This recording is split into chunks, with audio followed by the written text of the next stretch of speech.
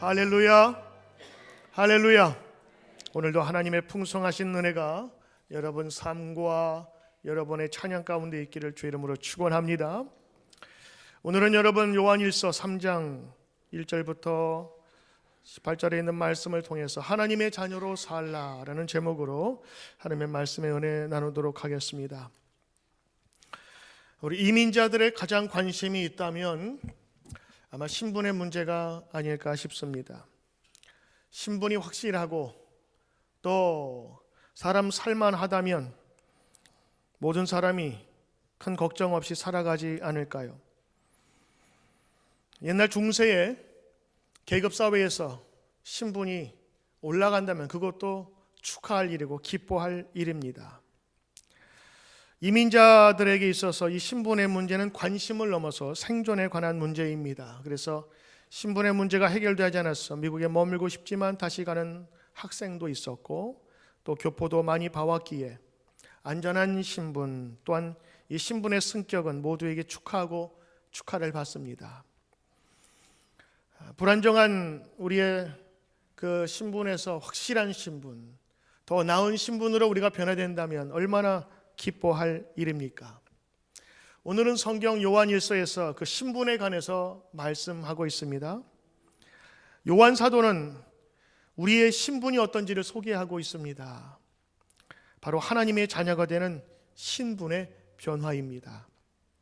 요한일서 1장 12절에 예수님을 영접하는 자, 곧 그 이름을 믿는 자에게는 하나님의 자녀가 되는 권세를 주셨으니, 하나님의 자녀가 되는 권세를 주셨으니. 여러분, 여기에서 권세, 이거를 다른 성경에는 자격이라고도 표현을 하는데 영어로 보면 또 right라는 그런 뜻입니다. 그러니 이것은 특권이라고도 볼 수 있고 권리와 자격이라고 하는, 그래서 그 사람이 누리고 행사할 수 있는 영향력을 이야기하고 있습니다. 이제 예수님을 믿는 자들에게는 하나님의 자녀가 되는 특별한 권리와 자격을 주었다고 하는 것입니다. 예수님 믿어 구원받은 성도들의 영적인 신분이 어떤지를 좀 우리에게 알려주고 있는 것이지요. 믿음으로 하나님의 자녀가 그 합당한 신분을 받았다고 하는 것입니다. 지옥의 자녀, 죽음의 자녀, 사탄의 자녀가 이제는 하나님의 자녀가 되었음을 선포합니다. 이제는 어둠의 자녀가 아닌 빛의 자녀로, 그리고 지혜의 자녀로 하나님께 나아감을 선포하고 있습니다. 하나님의 자녀인 이 권리와 특권이 저와 여러분에게 있음을 믿고 누리는 주의 축복이 있기를 간절히 소망합니다. 예수님의 제자 요한 사도는 예수님과 함께한 사도였고 오랫동안 목회를 했던 사람이었습니다. 그래서 요한 사도가 살았던 그 시대에 예수님을 설명하기 위해서 그 당시 사람들이 알고 있었던 로고스, 이 말씀이라고 하는 우주의 질서를 가지고 예수님은 이런 분이다 소개를 하고 있습니다. 요한 사도는 크게 세 편의 그 서신을 우리에게 전해주고 있는데 요한복음, 그 다음에 요한 1서, 2서, 3서, 그리고 요한계시록을 우리에게 전해주고 있습니다. 요한복음이 예수님을 알지 못하는 사람에게 예수님은 이런 분이시다라고 소개하는 성경이라면 요한 1서, 2서, 3서는 이미 예수를 믿고 교회 공동체에서 신앙의 공동체를 이루고 있는 기존 신자들에게 교훈과 양육을 위하여 전하여 준 말씀이라 할 수가 있습니다. 전도를 위한 것이 아니라 신앙생활을 잘하고 있는 그 요한의 공동체, 그 믿음의 공동체의 모든 사람에게 오늘 다시 한번 믿음을 굳세게 하기 위해서 전해준 말씀이라 보는 것입니다. 특별히 요한일서는 우리 사랑에 대해서 깊이 있는 말씀을 전해주고 있습니다. 예수 그리스도가 화목제물로 오셔서 우리 죄를 씻으시고 십자가에 달리셨습니다. 그리고 예수 그리스도를 따르는 자들은 예수님이 주신 계명을 지키는 사람들입니다. 바로 그분들이 여러분이고 하나님의 능력으로 여러분들이 하나님의 자녀가 되었습니다. 오늘 그 선포를 믿고 따르는 분들에게 오늘 말씀하는 것입니다. 그런데 오늘 사도 요한은 그것만 선포되는 것이 아니라 이 계명을 지키지 않고 예수를 믿는다는 것, 이것은 거짓말이라고 이야기합니다. 계명 중에서 가장 중요한 계명, 서로 사랑하는 것인데 사랑하지 않으면서 형제 자매를 미워하면서 예수님을 따른다는 것은 거짓말이라고 하는 것입니다. 이 마음속에 어둠이 있는 자들, 그리고 이 마음속에 어둠이 해결되지 않는 미움이 있는 자들을 바로 하나님을 안다는 것이 거짓말이라는 것입니다. 오히려 그들은 어두움의 지배를 받고 있다라고 소개합니다. 요즘에 우리 요한복음을 화요일, 수요일마다 공부하면서 사도 요한이 전한 다른 성경도 같이 보게 되었습니다. 그것이 요한 1서, 2서, 3서, 요한계시록입니다. 요한이 전하고자 했던 분명한 메시지는 예수님이 어떠한 분이시고, 그리고 예수 믿은 사람이 이제는 어떻게 살아야 되며, 요한계시록에는 예수 믿는 자가 죽을지라도 그들이 가야 할 천국의 모습이 어떠한지를, 그래서 현재와 미래를 함께 소개해 주고 있습니다. 그 모든 주제는 명확합니다. 하나님은 사랑이시라. 그 사랑이 우리를 살리셨다. 그 사랑은 바로 예수님이 이 세상에 오심으로 시작되었고 십자가의 죽음으로 완성되었다. 그래, 이제 하나님이 그 큰 사랑을 주셨는데 그 계명을 지키는 자가 복되도다. 하나님의 계명은 사랑하라고 하는 것입니다. 형제 자매를 사랑하라고 하는 구체적인 명제로 소개로 가고 있습니다. 이 계명을 실천하면 어두움이 물러가게 돼 있습니다. 우리는 빛과 어두움을 동시에 섬길 수 없습니다. 이제 어두움을 떠나 빛으로 가야 합니다. 오늘 여러분이 성만찬을 참여하면서 예수님께서 두 가지 중요한 말씀을 우리는 기억합니다. 첫째는 우리가 빵을 떼면서 나를 잊지 말라라고 하는 부탁입니다. 두 번째는 포도주를 나누면서 내가 너희에게 새로운 계명을 준다. 이 새 계명은 하나님을 사랑하고 이웃을 사랑하라고 하는 이 두 가지라.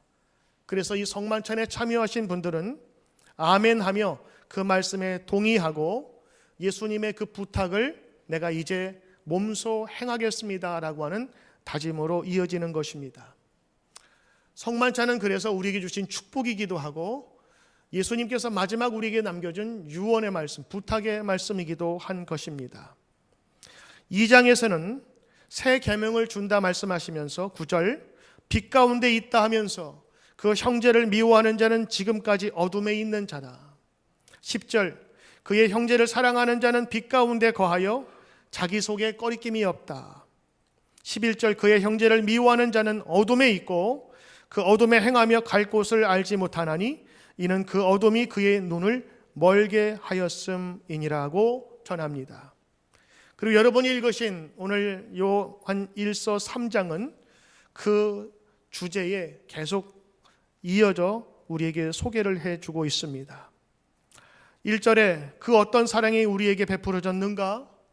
그 사랑으로 우리가 하나님의 자녀가 되었도다. 여러분 오늘 이 말씀을 읽으면서 우리는 아멘으로 화답을 합니다. 예수님의 죽으심으로 우리가 구원받았다고 하는 고백이지요. 그런데 성경을 읽다 보면 그 10절에서 막혀버리게 됩니다. 10절에 하나님의 자녀들과 마귀의 자녀들이 드러나니 무릇 의를 행하지 아니하는 자나 혹은 그 형제 자매를 사랑하지 않는 자는 하나님에게 속하지 아니하니라. 11절 우리가 서로 사랑할지니라. 이 말씀을 읽을 때 그 전까지는 아멘 하면서 동의를 하지만 오늘 11절, 10절까지 오면 조금 여기서 머뭇거릴 수밖에 없습니다. 아니 형제 자매를 사랑하지 않는다고 하나님에 속하지 않는 사람이라? 그렇다면 저나 여러분 솔직히 한번 이 말씀에 비추어 볼 때 아멘 할 수 있는 사람이 몇 사람이나 되겠습니까? 좋아하는 사람 한둘이 모이면 가능하겠지만 성이 다르고 자라온 환경이 다르고 그리고 여러 가지 내가 자라온 여러 가지 환경에 다가온 사람이 모였을 때 과연 나와 다름을 인정하고 품어줄 수 있는 사람이 몇 사람이나 될까요? 부부도 싸우는데 부모와 자식 간도 다투는데 하물며 하나님 하나 믿고 따라온 여러 사람들이 함께 모인 이 교회 공동체에서 과연 미워하는 사람이 없을까요? 저도 오늘 이 10절 앞에서 더 이상 진행이 되질 않아요. 하나님의 자녀들과 마귀의 자녀들이 드러나니 무릇 의를 행하지 아니하는 자나 또 그 형제를 사랑하지 않는 자는 하나님에게 속하지 아니하니라. 하나님의 사람들 아니면 마귀의 사람, 그 중간은 없다고 성경은 이야기합니다. 그러면서 오늘 여러분 12절에 보면 가인이라는 성경의 한 인물을 등장시킵니다. 12절 가인같이 하지 말라. 그는 악한 자에게 속하여 아우를 죽였다. 그 이유가 무엇인가? 바로 그의 행위는 악하고 아우의 행위는 의로움이라. 성경 보면 첫 번째 살인 사건이 바로 가인이 아벨을 죽인 사건이었습니다. 그것도 에덴 동산에서 쫓겨나자마자 그 죄가 사망에 이르게 한 것이지요. 사실 그 배경에 보면 형 가인과 동생 아벨이 똑같이 제사를 드렸어요. 그런데 웬일인지 하나님께서 형 가인 것은 받지 않으시고 동생 것은 받으셨단 말입니다. 성경은 그 이유를 창세기에서는 소개하지 않아요. 그러나 다른 신약의 성경에 보면 믿음으로 드린 혹은 믿음으로 드리지 않는 결과라고 소개하고 있습니다. 그러나 창세기에 보면 그때부터 이 가인이 동생을 미워하기 시작합니다. 성경은 그 행위가 악하다고 얘기를 하고 있고 그 미움이 동생을 죽이게 되었습니다. 그것이 성경에 나오는 가장 참혹한 첫 번째 살인 사건이었습니다. 자기 동생을 시기하고 질투하고 그리고 원망하여서 그 아우를 죽음에 이르게 하였다라고 하는 것입니다. 15절은 더 받아들이기 어렵습니다. 이것이 성경 말씀인가 할 정도로 엄하고 단호하게 이야기합니다. 그 형제 자매를 미워하는 자마다 살인하는 자니 살인하는 자마다 영생이 그 속에 거하지 아니하는 것을 너희가 아는 바라. 형제 자매를 미워하고 사랑하지 아니하면 이미 살인하는 자요 영원한 생명을 받은 자의 자격이 없어진다고 하는 그 무시무시한 경고를 우리에게 주고 있어요. 가인과 아벨의 이야기를 통해서 전하고 싶은 이야기는 결국 시기와 질투로 미움이 살인까지 이어졌다고 하는 것이지요. 형제자매를 미워하는 것, 그것으로 이미 살인하였다라고 성경은 이야기합니다. 진실이지만 불편합니다. 그래서 말씀을 들을 때 우리가 아멘으로 받아들일 수 있는 좋은 구절들이 많이 있잖아요. 복을 주신다. 여호와는 나의 목자시라. 하나님은 나의 인도자시라. 나의 산성이시라. 그 믿고 가려고 그러는데 갑작스럽게 이런 말씀을 탁 던져주면 다시 한번 보게 되고 넘어가게 되고 머뭇거리게 되고, 왜냐하면 우리의 현실이 그렇지 않으니까요. 그러나 이 불편한 말씀도 하나님의 말씀입니다. 그래서 이것이 하나님의 말씀이라면, 지극히 순종하는 성도라면 이 말씀에 아멘으로 우리는 대답해야 합니다. 우리가 생각하는 죄는 살인, 강도, 폭력, 사기 같은 실제적으로 남에게 피해를 주는 것으로 죄를 생각하고 이 사회에서는 그것을 판결 내려서 감옥에 가둡니다. 그러나 성경은 죄에 대한 개념을 보이며 드러난 것만으로 이야기하지 않습니다. 때로는 형제 자매를 미워하고 시기하고 질투하고 원망하여서 그 마음속에 이미 살인하였다고, 그리고 그가 어둠 가운데 있다고 보는 것입니다. 하나님의 자녀와 마귀의 자녀를 판별하는 기준은 바로 형제 자매를 사랑하는가 미워하는가로 알 수 있다고 하는 것입니다. 이미 이 말씀은 믿지 않는 사람에게 해당되는 것이 아닙니다. 이미 예수님을 믿어서 하나님의 자녀의 자격과 신분을 가진 사람에게 주시는 말씀이에요. 이제 수많은 핍박 속에서도 요한 공동체가 하나님의 말씀을 이루는 그 공동체로 살아보려고 모였는데, 모이다 보니까 원치 않게, 의도치 않게 미워하는 사람들과 그렇지 않은 사람들로 갈리게 되었던 것입니다. 사도 요한은 그것이 심히 가슴 아팠어요. 그래서 가인까지 이야기하면서 너희들이 지금 육체적으로 그들에게 피해를 주지 않았을지라도 이미 그 마음속에 그 악한 마음과 미움을 품으면 그것은 곧 살인이요, 그것 때문에 눈이 어두워질 거라고 이야기를 하고 있습니다. 형제 자매 멀리 볼 거 없어요. 가깝게는 우리 가족이 될 수도 있고 또 가깝게는 함께 섬기며 부딪히는 교인들이 될 수도 있을 것입니다. 온 인류를 사랑하라고 하지 않고 형제 자매, 여러분이 아는 사람을 미워하지 않고 사랑할 수 있는가 묻는 것입니다. 특별히 오늘 신앙 공동체 안에서 믿음 생활을 한다고 하는 성도들에게 오늘 질문하고 있는 것입니다. 여러분은 어떻습니까? 오늘 여러분의 마음에 기쁨으로 예배 드리십니까? 여러분 마음건데 혹시 미운 사람은 있지 않으세요? 저는 여러분의 미워하는 사람 가운데 제가 포함되지 않기를 바랍니다. 왜냐하면 목사가 미우면, 목사가 얄밉게 보이면 말씀이 안 들어와요. 그래서 여러분 제가 말씀드리죠. 저 가급적인 교인들하고 안 싸우려고 그래요. 싸우면 저도 손해고 그 사람도 손해고 하나님께 영광이 되질 않아요. 목사는 싸우면 안 돼요. 무조건 져야 돼요. 하나님의 영광을 위해서. 신앙생활 잘하려고, 하나님 앞에서 믿음 생활 잘하려고 결심하면서 한 걸음 한 걸음 다가오는데 믿음 생활을 방해하는 것은 시험과 환난이 아니더라고요. 믿음 생활을 방해하는 것은 미워하는 사람이 눈에 보이게 되었을 때, 특별히 한 교회에서 오랜 신앙생활을 하면 부딪힐 수밖에 없는 사람들이 있습니다. 성격이 달라요. 나는 느긋한데 저 사람은 빨라. 나는 급한데 늦게 오는 사람 보면 다 속 터져요. 나는 매운 거 먹는데 저 사람은 신 거 먹어.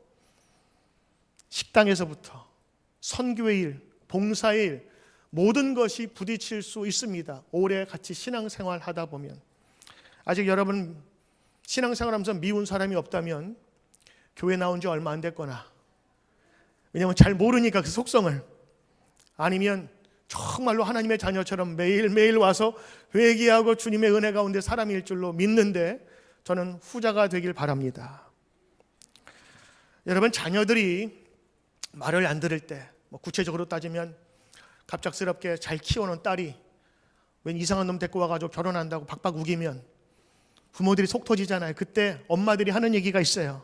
내가 너를 어떻게 키웠는데, 그러면서 막 눈물을 흘리면서 통곡을 하죠. 내가 널 어떻게 키웠는데. 여러분 이 소리를 지금 하나님이 하고 계신 거예요. 그 말씀을 듣고 사도 요한이 대언하는 거예요.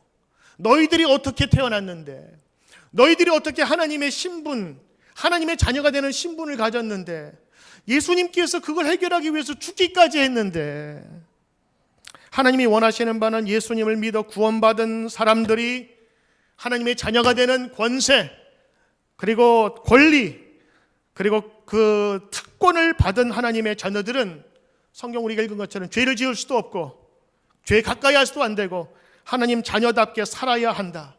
내가 너를 어떻게 낳았는데, 내 독생자 아들을 죽이면서까지 너희를 키웠는데, 지금 그 이야기를 하고 있는 것입니다.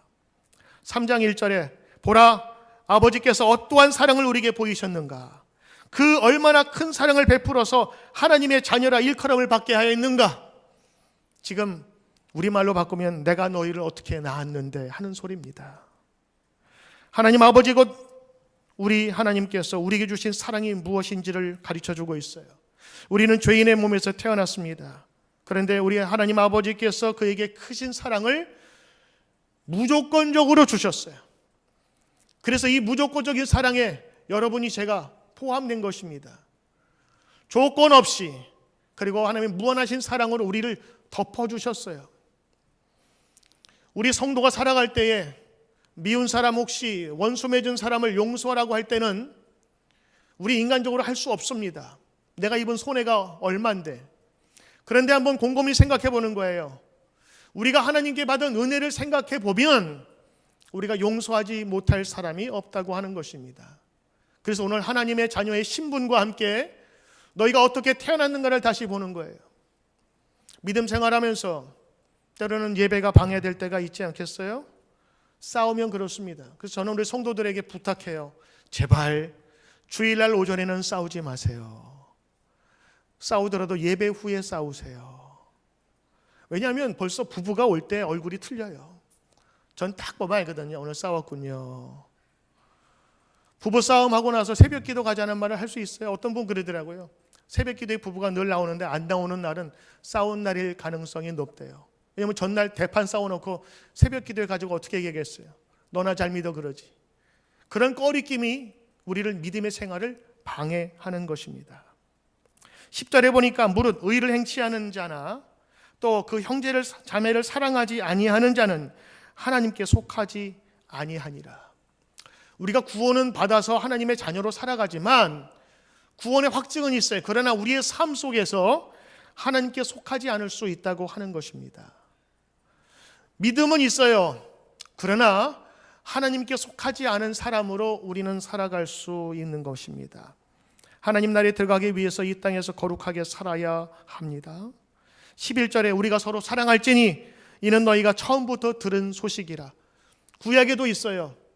구약에도 너희를 서로 사랑하라 말씀하십니다. 요한복음 13장 34절에 주님께서는 말씀하십니다. 너희에게 새 계명을 주노니 서로 사랑하라.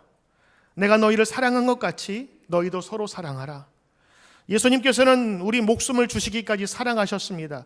그래서 우리가 그 사랑으로 형제 자매를 사랑해야 한다는 것입니다. 아까 드린 말씀처럼 15절 가면 더 막히지요.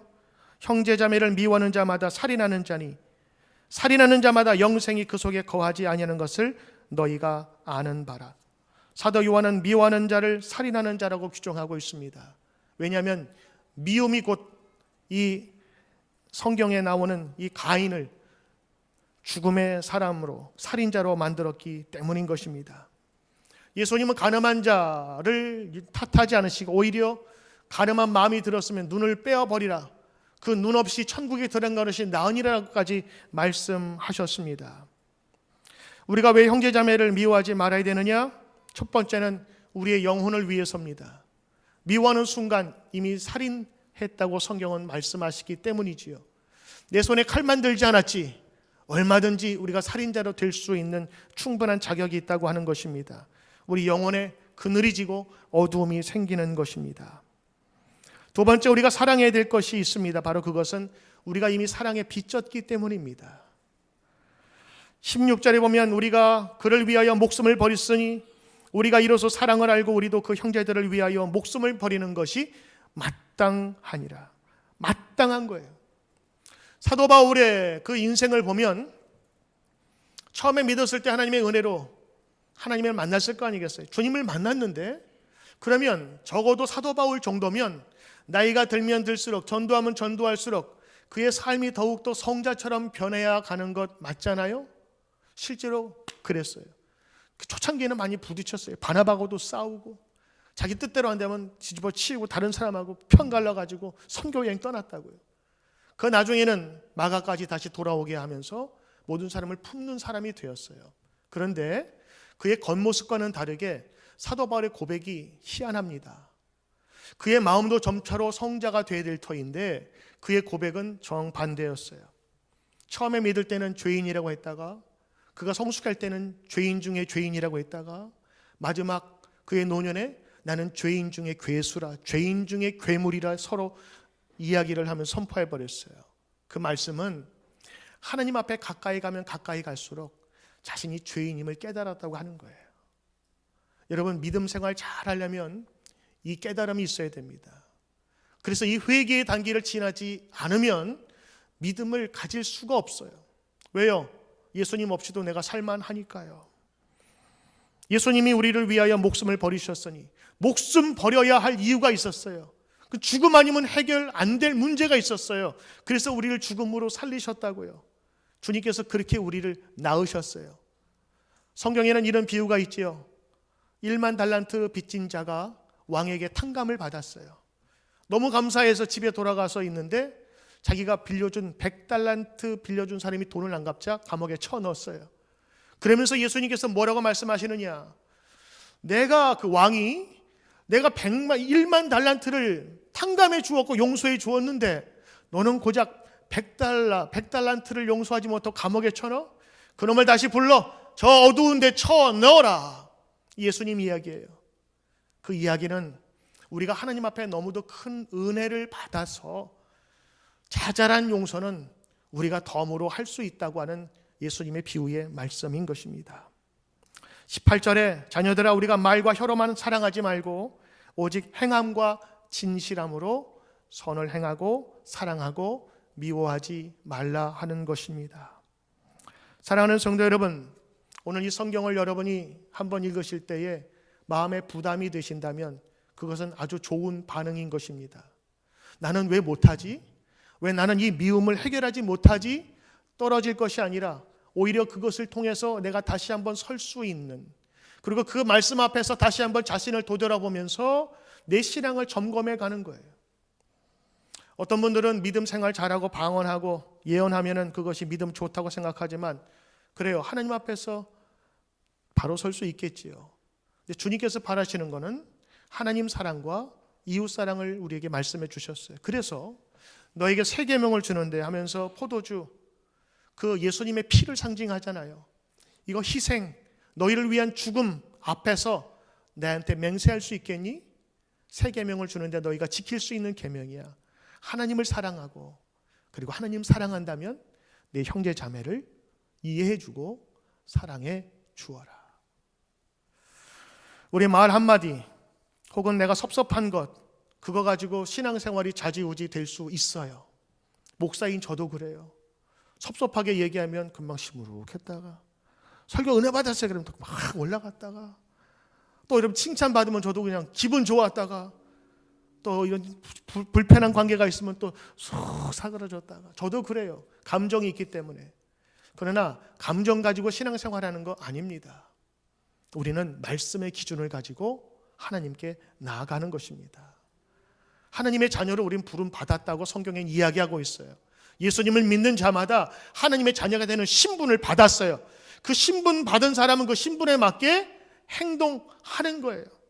귀족이면 귀족답게, 왕감은 왕답게 행동해야 하는 것입니다. 오늘 한국 교회도 이러한 어려움과 그리고 시기와 질투가 있을 만한 때에도 그것을 사랑과 형제의 사랑으로 승화시킨 아름다운 이야기가 있습니다. 이것이 우리 한국 교회는 자랑이에요. 전라북도 김제시에 가면 유명한 금산교회라고 있습니다. 전라북도 지정문화재 136호, 그리고 교회의 형태는 기역자로 되어 있어요. 기역자로 된 이유는 그 당시에 남자가 유별하기 때문에 이쪽엔 여자, 이쪽엔 남자, 그리고 서로 보지 못하게 휘장을 쳤어요. 오로지 설교자만 양쪽으로 볼 수 있는 특별한 교회입니다. 지금 관리가 잘 되어 있어서 여러분 인터넷이나 찾아볼 수 있습니다. 그 교회에 제목이 있어요. 금산교회이라고도 부르지만 지주와 머슴이 세운 교회, 덕양과 양보와 섬김이 있는 교회, 시기와 질투보다 사랑으로 교회를 세움. 그래서 그 두 사람의 이야기, 이자익 목사와 조독삼 장로의 이야기가 그 속에 묻어 있는 것입니다. 그곳에 가면 기름을 발라서 아름다운 기름 냄새가 날지 모르지만 그곳에는 더 아름다운 감동의 냄새가 담겨져 있습니다. 내용은 이러합니다. 전라도 지역은 미국의 남장로교회에서 맡아서 했습니다. 1904년 전주에서 정읍을 왕래하면서 복음을 전하던 미국 선교사 테이트가 있었는데, 그 선교사가 길 중간의 지점인 김제 용화마을에 머물게 되었어요. 그 용화마을에서 제일 부자가 있었는데 그 부자가 조독삼이라는 사람이었습니다. 그 사람은 마방을 운영했어요. 말이 가다가 쉬고 주인도 쉬는 곳, 지금 여관 같은, 호텔 같은, 그리고 그 땅을 많이 가졌던 조독삼의 집에 머물게 되었는데, 오랫동안 이 테이트 미국 선교사를 보았던 조독삼이 그에게 물었습니다. 아니 그렇게 살기 좋은 미국에서 왜 왔다잉?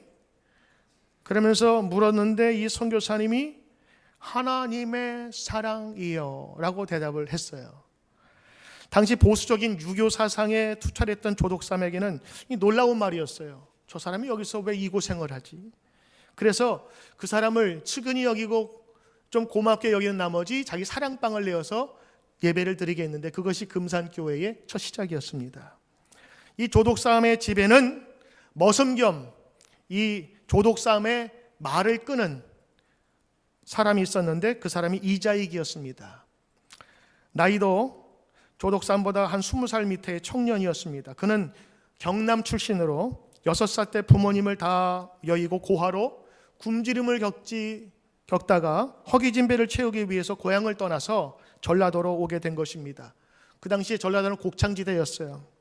그를 불쌍히 여긴 조독삼이 그를 거두어서 마부겸 자기 말의 종으로 삼은 것입니다.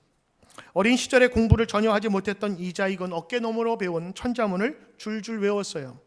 그를 지켜본 조독삼은 머슴이지만 자기 아들하고 공부할 수 있게 허락을 해주고 지원을 해주었습니다. 신앙생활도 같이 할 수 있게 배려했습니다. 조독삼과 이자익이 함께 신앙생활을 하며 몇 년 동안 지나는 가운데 교회가 150명가량으로 성장을 했어요. 그래서 모두 집사를 거쳐서 영수, 지금의 안수 집사, 권사, 그 영수가 되었을 1907년에 금산교회에서 장로 장립 투표를 실시했습니다. 공교롭게도 조독삼과 이자익 두 사람이 후보에 올랐습니다.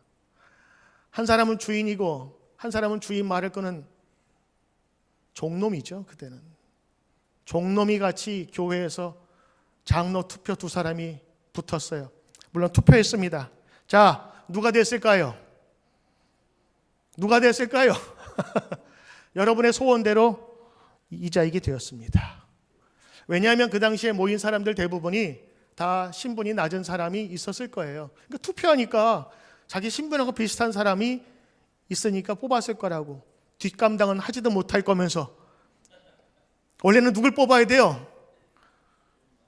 조독삼을 뽑아놓고 그 다음에 이자익을 해야 좀 평안하잖아요. 그때 이 테이트 선교사가 몸이 얼어붙었대요. 아, 이 교회는 끝났구나. 이 전도한 것이 다 헛수고가 되었네. 그때의 장로 선출 결과가 발표된 후에 이 분위기가 어설픈 것을 알고 조독삼 씨가 벌떡 일어나서 말했습니다. 여러분, 오늘 투표는 하나님의 뜻대로 된 것이요, 대될 사람이 됐다고요. 이자익 형제는 신실한 하나님의 종이요. 우리 금산교회 성도들은 참으로 훌륭한 일을 했단께. 우리 집에서 일하는 이 이자익은 저보다 신앙의 열기가 엄청 허벌나게 커버려 그를 장로로 뽑아주어 대단히 고맙소 하면서 인사를 했답니다. 대단하죠? 자신을 누르고 장로로 먼저 피택된 모습을 조금도 미워하거나 질투하는 표정이 아니었습니다. 그리고 실제로 이자익이 장로가 된 다음에 테이트 선교사가 멀리 지방으로 선교 여행을 가면 교회 강단을 대신해서 이자익이 설교를 했는데 이 조독삼은 그 바닥에 꿇어 앉아서 그의 설교를 들었답니다. 집에 가면 종놈인데 교회 오면 장로잖아요. 그런데 그 장로의 권위에 무릎을 꿇었다고 하는 것입니다. 그리고 집에 돌아와서는 이자익이 조독삼을 주인으로 깍듯이 모셨다고 합니다. 조독삼은 자신의 머슴을 장로로 섬겼을 뿐만 아니라 나중에 평양에서 신학을 공부할 수 있도록 돈을 대주고 그가 가 있을 동안에 가족들의 생활비까지 대줬어요. 조독삼은 그로부터 3년 뒤에 다시 장로 투표에서 장로가 됩니다. 그리고 신학을 마친 이자익을 자기 교회의 2대 담임 목사로 초청하게 되는데 가장 큰 역할을 해요. 그 교회가 한옥으로 지어졌고 기역자 모양이고 지금까지 보존이 잘 된 교회라 유명한 것이 아니라 이 속에는 이렇게 아름다운 이야기가 흐르고 있습니다. 어떻게 주인이 종놈한테 투표에 질 수가 있어요? 시기와 원망, 사실 가인과 아벨과 다르지 않습니다. 그 속에서 얼마든지 난 여기 안 해. 그리고 돈이 많으니까 다른 교회 세워도 돼요. 그런데 그는 그렇게 하지 않았어요. 철저하게 오늘 요한 사도의 말씀처럼 같이 있는 형제 자매의 그 공동체 안에서 그를 세워주었고 이자익도 교만하지 아니하여 그를 진심으로 마부로서 섬기게 되었던 것입니다. 여러분, 좋은 교회는 어떤 교회입니까? 좋은 교인들이 많은 교회입니다.